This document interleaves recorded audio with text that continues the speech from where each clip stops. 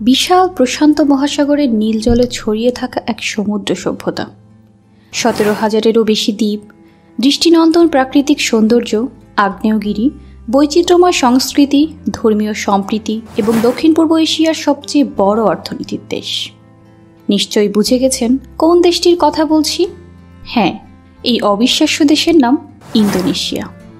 আজকের ভিডিওতে জানব ইন্দোনেশিয়ার জন্ম থেকে আজকে শক্তিশালী রাষ্ট্রে পরিণত হওয়ার গল্প, কেন একটি দ্বীপেই মোট জনসংখ্যার অর্ধেকেরও বেশি মানুষ বসবাস করে, সংস্কৃতিতে বাংলাদেশের সাথে এত মিল থাকার পরেও কেন ইন্দোনেশিয়াতে মাত্র 8,000 বাংলাদেশি বসবাস করে থাকে, ইন্দোনেশিয়াতে ভ্রমণ ও কাজের জন্য সুযোগ সুবিধা কেমন, দেশটির সমাজ, সংস্কৃতি, ধর্ম, রাজনীতি, অর্থনীতি, পর্যটন এবং ভবিষ্যতের ইন্দোনেশিয়া কেমন হতে পারে সে সম্পর্কে ভিডিওটি শেষ পর্যন্ত দেখুন, কারণ এর মাঝেই পাবেন ইন্দোনেশিয়ার এমন কিছু তথ্য যা আপনি জীবনে আগে কখনো শুনেননি।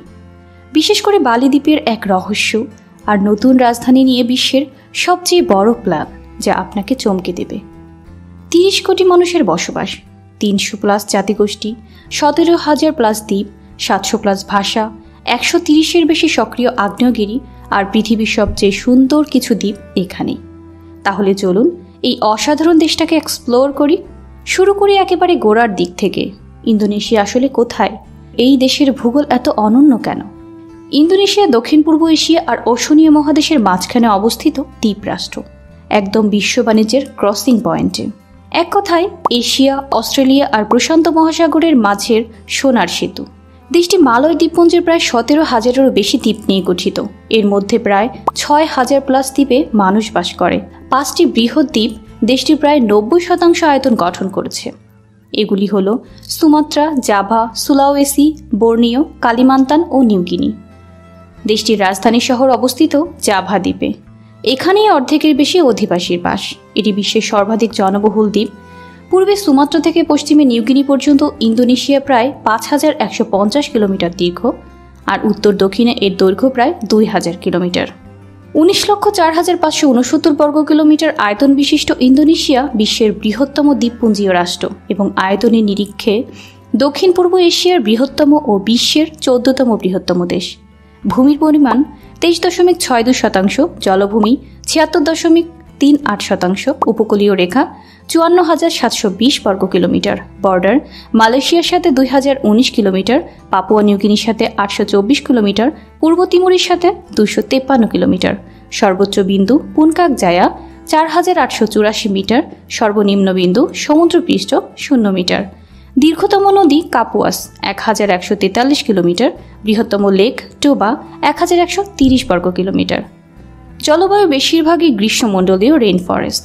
দক্ষিণ পূর্ব অংশ প্রধানত গ্রীষ্মমণ্ডলীয় সাভানা, যেখানে জাভা এবং সুলাওয়েসির কিছু অংশ গ্রীষ্মমণ্ডলীয় মৌসুমী। প্রাকৃতিক সম্পদ: আবাদযোগ্য জমি, কয়লা, পেট্রোলিয়াম, প্রাকৃতিক গ্যাস, কাঠ, তামা, সীসা, ফসফেট, ইউরেনিয়াম, বক্সাইট, সোনা, লোহা, পারদ, নিকেল, রূপা ইত্যাদি। প্রাকৃতিক দুর্যোগ: সুনামি, আগ্নেয়গিরি, কেন্দ্রীয় অংশ ছাড়া ভূমিকম্পের কার্যকলাপ, ভারতীয় উপকূল বরাবর গ্রীষ্মমণ্ডলীয় ঘূর্ণিঝড়, জাভাতে কাদাধস, বন্যা প্রভৃতি। ইন্দোনেশিয়ার জনসংখ্যা 28 কোটি, প্রতি বর্গ কিলোমিটারে 357 জনের বসবাস। দেশটির অধিকাংশ মানুষ গ্রামে বসবাস করে থাকে। ইন্দোনেশিয়া দক্ষিণ পূর্ব এশিয়ার সর্বাধিক জনবহুল, বিশ্বের 4র্থ সর্বোচ্চ জনবহুল ও মুসলিম সংখ্যাগরিষ্ঠ দেশগুলোর মধ্যে সর্বাধিক জনবহুল দেশ। জনসংখ্যা বৃদ্ধির হার 1.11%, জন্মহার প্রতি 1,000 জনে 15.32, মৃত্যুহার প্রতি 1,000 জনে 6.75, গড় আয়ু 73.8 বছর, পুরুষ 70.8, নারী 75.4 বছর। ইন্দোনেশিয়া একটি রাষ্ট্রপতি শাসিত প্রজাতন্ত্র, যেখানে একটি জনগণের ভোটে নির্বাচিত আইনসভা আছে। দেশটি 38টি প্রদেশ নিয়ে গঠিত, যাদের মধ্যে 9টির বিশ্বের স্বায়ত্তশাসন মর্যাদা আছে। ইন্দোনেশিয়ার বর্তমান রাষ্ট্রপতি হলেন প্রাবোও সুবিয়ান্তো। দায়িত্ব গ্রহণ 20 অক্টোবর 2024। প্রাবোও সুবিয়ান্তো আগে ইন্দোনেশিয়ার প্রতিরক্ষামন্ত্রী ছিলেন এবং তিনি একজন সাবেক জেনারেল। দেশটির বৃহত্তম নগরী জাকার্তা, বিশ্বের দ্বিতীয় সর্বাধিক জনবহুল নগর এলাকা। জাকার্তা বর্তমান রাজধানী হলেও অদূর ভবিষ্যতে বর্নিও দ্বীপে নুসান্তারা নামক একটি সম্পূর্ণ নতুন পরিকল্পিত শহরে রাজধানী স্থানান্তরের প্রক্রিয়াটি চলমান আছে। কিন্তু কেন? প্রথম কারণ, জাকার্তা ডুবে যাচ্ছে। বিশেষজ্ঞরা বলছেন 2050 সালের মধ্যে শহরের বড় অংশ পানির নিচে চলে যেতে পারে। দ্বিতীয় কারণ, অতিরিক্ত জনসংখ্যা ও যানজট। জাকার্তায় 1 কোটি মানুষ বাস করে, আর প্রতিদিন আরও লক্ষ লক্ষ মানুষ কাজে আসে। শহরটি এতটাই ভিড়ে ঠাসা যে ঠিকভাবে শ্বাস নেওয়াও যেন কঠিন। তৃতীয় কারণ, দূষণ ও বন্যা। বায়ু দূষণ, ড্রেনেজ সমস্যা আর বারবার বন্যা শহরটিকে অযোগ্য করে তুলেছে রাজধানীর জন্য। চতুর্থ কারণ, প্রশাসনিক রাজধানী আলাদা করা, লাইক মালয়েশিয়া এবং অস্ট্রেলিয়া।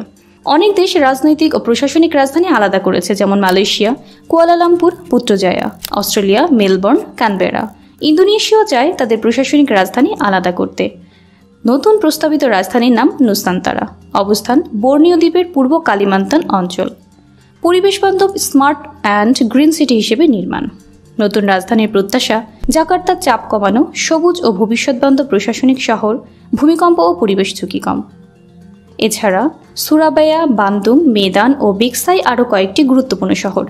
ইন্দোনেশিয়ার সাথে পাপুয়া নিউগিনি, পূর্ব তিমুর ও মালয়েশিয়ার পূর্বভাগের স্থল সীমান্ত আছে। অন্যদিকে সিঙ্গাপুর, উপদ্বীপীয় Malaysia, Vietnam, Thailand, Philippines, Australia, Palau ও ভারতের সাথে ইন্দোনেশিয়ার সামুদ্রিক সীমান্ত আছে। ইন্দোনেশিয়ার বেশিরভাগ দ্বীপ পর্বতময় ও অনেকগুলিতে সক্রিয় আগ্নেয়গিরি আছে।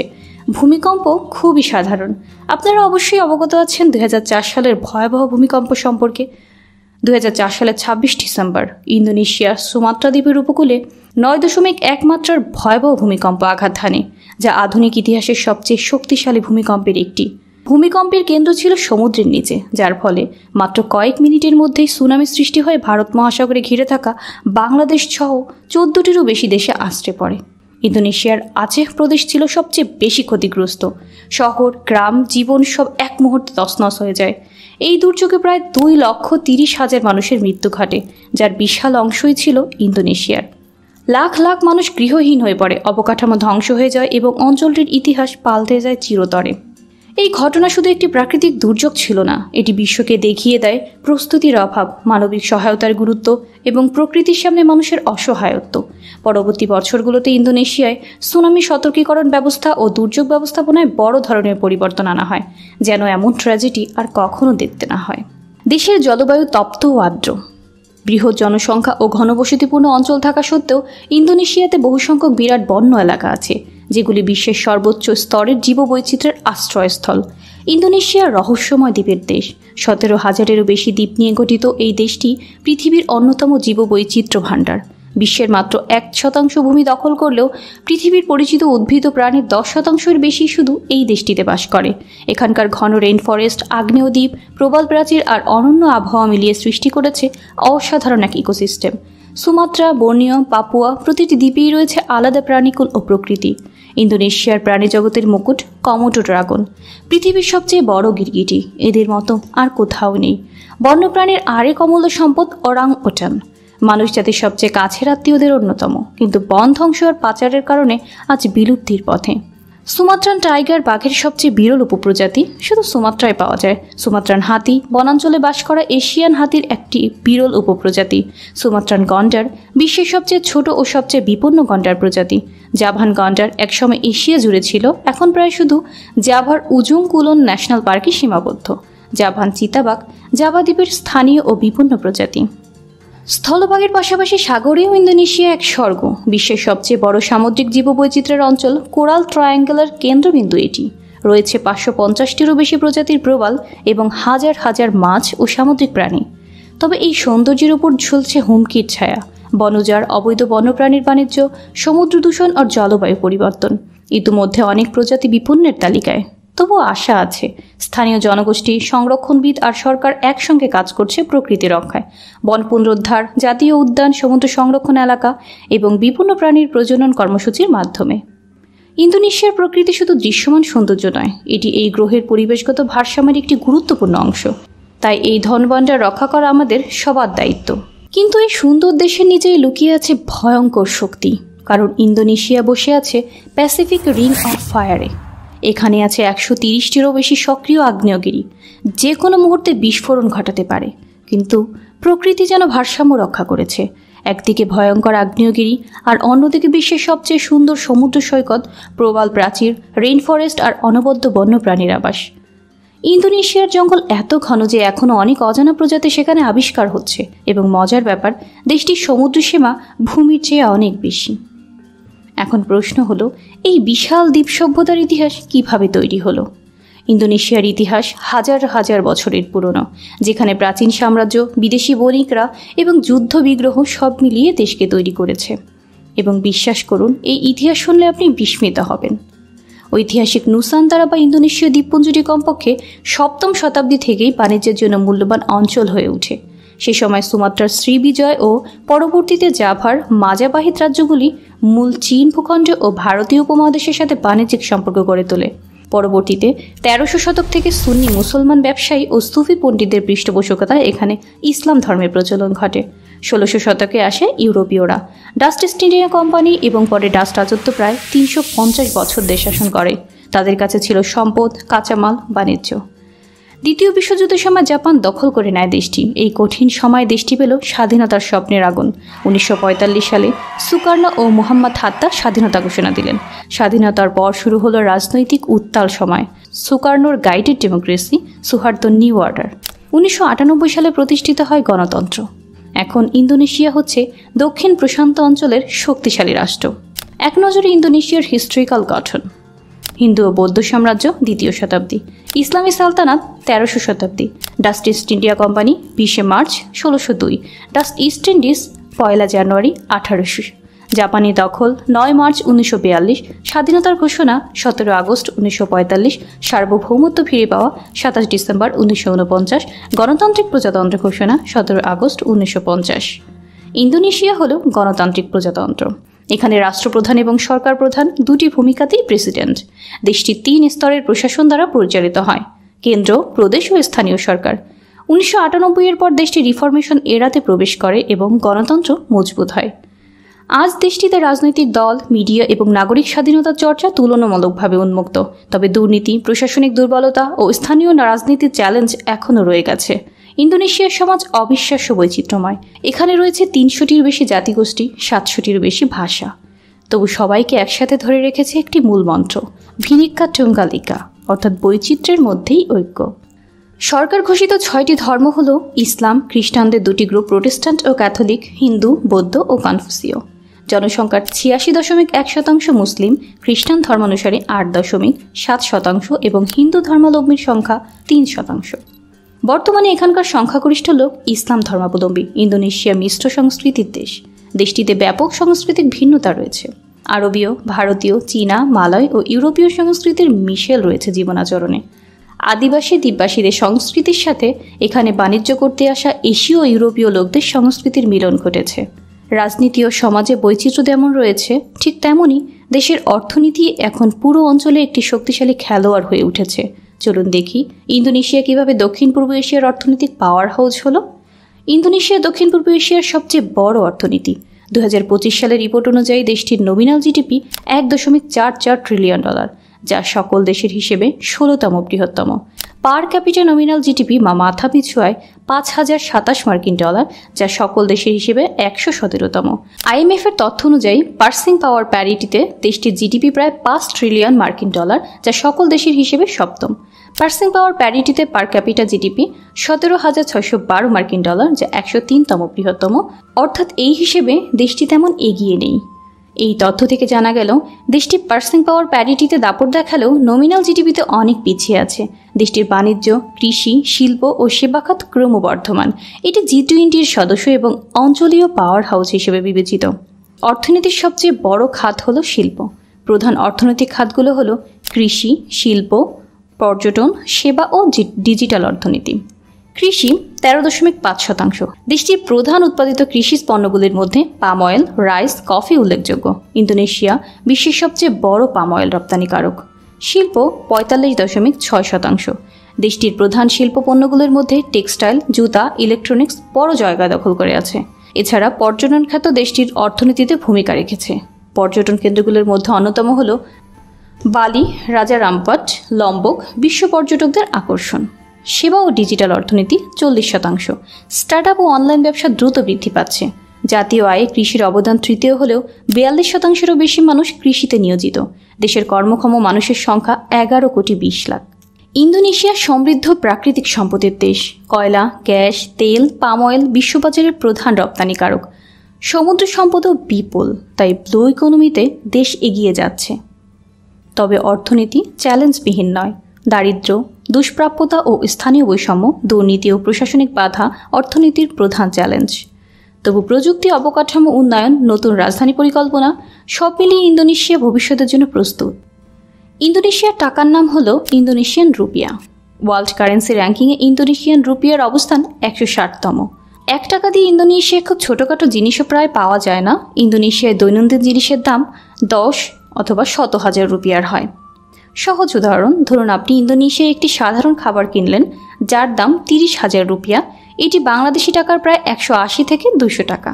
এজন্য ইন্দোনেশিয়াতে তুলনামূলক বড় অঙ্কের নোট প্রচলিত আছে, যেমন 1000, 2000, 5000, 10,000, 20,000, এমনকি 1 লাখ। অর্থনীতি শক্তিশালী হলেও দেশে প্রাণ যে সংস্কৃতি আর ঐতিহ্যে। চলুন এবার ইন্দোনেশিয়ার সংস্কৃতি ও জীবনধারার জগতে প্রবেশ করি। ইন্দোনেশিয়া হলো সংস্কৃতির রঙিন মোজাইক। এখানে উপজাতি, ভাষা, পোশাক, সঙ্গীত, খাবার সবকিছুতেই এক অনবদ্য বৈচিত্র্য। ইন্দোনেশিয়া মিশ্র সংস্কৃতির দেশ। দেশটিতে ব্যাপক সাংস্কৃতিক ভিন্নতা আছে। আরবীয়, ভারতীয়, চীনা, মালয় ও ইউরোপীয় সংস্কৃতির মিশেল রয়েছে জীবনাচরণে। আদিবাসী দ্বীপবাসীদের সংস্কৃতির সাথে এখানে বাণিজ্য করতে আসা এশীয় ও ইউরোপীয় লোকদের সংস্কৃতির মিলন ঘটেছে। মজার ব্যাপার হলো ইন্দোনেশিয়ার সাথে বাংলাদেশের সংস্কৃতির অনেক মিল পাওয়া যায়।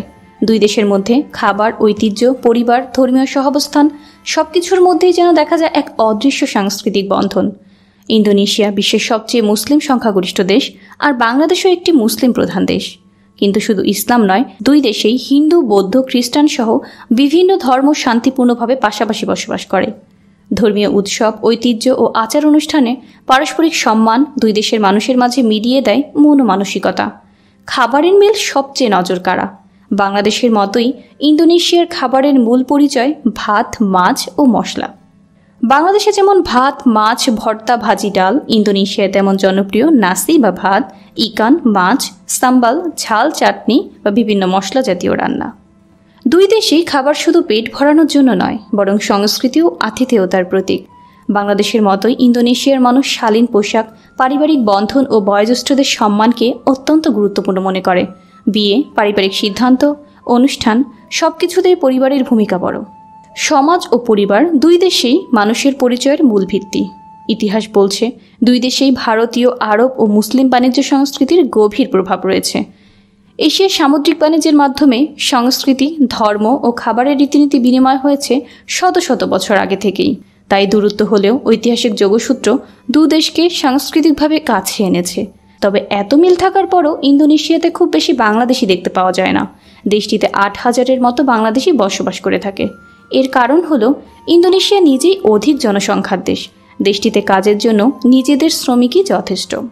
এছাড়া ভিসা ও প্রশাসনিক জটিলতা, কিছু ক্ষেত্রে ওয়ার্ক পারমিট বা দীর্ঘমেয়াদী ভিসা পাওয়া কঠিন, দূরত্ব ও সাংস্কৃতিক পার্থক্য, যদিও মিল আছে কিন্তু পরিবেশ, আবহাওয়া এবং সামাজিক নিয়মে মানিয়ে নিতে সময় লাগে।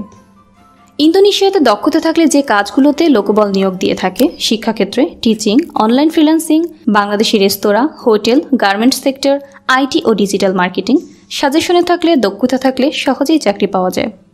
রাষ্ট্রভাষা বাহাসা ইন্দোনেশিয়া, তবে স্থানীয় ভাষা রয়েছে শত শত। গামেলান সঙ্গীত, ব্যাটিক পোশাক, ওয়াং কুলিত পাপেট শো শত শত বছর ধরে চলে আসা ঐতিহ্যের অংশ।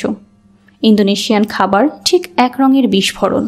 নাসি গোরেং, রেন্ডাং, সাতে, মি গোরেং এগুলো শুধু খাবার নয়, সংস্কৃতির পরিচয়ও। আর মানুষ, অতিথিপরায়ণতা যেন রক্তে মিশে আছে। দয়ালু ও মহানুভবতার জন্য দেশটির মানুষ সবার শীর্ষে অবস্থান করছে। ভ্রমণের জন্য ইন্দোনেশিয়া যেন এক স্বপ্ন রাজ্য। বালিয়ের সমুদ্র সৈকত, বড়বুদুরের ঐতিহাসিক সৌধ, রাজা আম্পাটের নীল সমুদ্র, লম্বকের প্রকৃতি, আর কোমোডো আইল্যান্ড যেখানে বাস করে বাস্তবের ড্রাগন। সংস্কৃতি আর প্রকৃতি যেমন মুগ্ধ করে, ঠিক তেমনই দেশটির দৈনন্দিন জীবন, শিক্ষা ও প্রযুক্তির যাত্রাও আকর্ষণীয়। ইন্দোনেশিয়ার জীবনযাত্রা হলো ঐতিহ্য আর আধুনিকতার মিশ্রণ। একদিকে ব্যস্ত জাকার্তা, যেখানে ট্রাফিক, স্কাই স্ক্র্যাপার আর দ্রুতগতির জীবন। অন্যদিকে গ্রামাঞ্চলে শান্ত প্রকৃতি, কৃষিভিত্তিক জীবন আর পরিবার কেন্দ্রিক সমাজ। ইন্দোনেশিয়ার শিক্ষা 12 বছর বাধ্যতামূলক। প্রাইমারি, সেকেন্ডারি ও হাই স্কুল মিলে এই কাঠামো। বিশ্ববিদ্যালয় ও টেকনিক্যাল ইনস্টিটিউটও দ্রুত বাড়ছে, যেখানে স্টেম, আইটি ও ভোকেশনাল শিক্ষা গুরুত্ব পাচ্ছে। প্রযুক্তিতে ইন্দোনেশিয়া এখন রকেট স্পিডে এগোচ্ছে। গোটো, টোকোপেডিয়া, ট্রাভেলকিয়া এরা শুধু স্টার্ট আপ নয়, unicorn company. E commerce, digital payment ও রাইড শেয়ারিং সবখানে প্রযুক্তির ঢেউ। তবে আধুনিকতার বাড়ার সঙ্গে সঙ্গে পরিবেশ রক্ষাও জরুরি হয়ে উঠেছে, কারণ প্রকৃতি ইন্দোনেশিয়ার পরিচয়ের মূল অংশ। ইন্দোনেশিয়ার প্রকৃতি যেন এক জীবন্ত স্বর্গ। বিশ্বের বৃহত্তম ট্রপিক্যাল রেইন ফরেস্টগুলোর একটি রয়েছে এখানে, আর রয়েছে বিশ্বের দ্বিতীয় সর্বোচ্চ জীববৈচিত্র্য। হাজার হাজার প্রাণী, উদ্ভিদ ও সামুদ্রিক জীব, যার অনেকগুলো পৃথিবীর আর কোথাও নেই। এখানে আছে কোমোডো ড্রাগন, পৃথিবীর একমাত্র বাস্তব ড্রাগন, সুমাত্রান বাঘ, ওরাং ওটাং, রাইনো, অনেক প্রজাতি আজও বন্যে টিকে আছে। সামুদ্রিক জীববৈচিত্র্য অবিশ্বাস্য। রাজার আম্পাটকে বলা হয় পৃথিবীর সেরা ডাইভিং স্পটগুলির একটি। এবার দেখা যাক ইন্দোনেশিয়ার জাতীয় পরিচয় গড়ে তোলার মূল প্রতীকগুলি। ইন্দোনেশিয়ার জাতীয় পতাকার নাম সাং সাকা মেরাহ পুতি।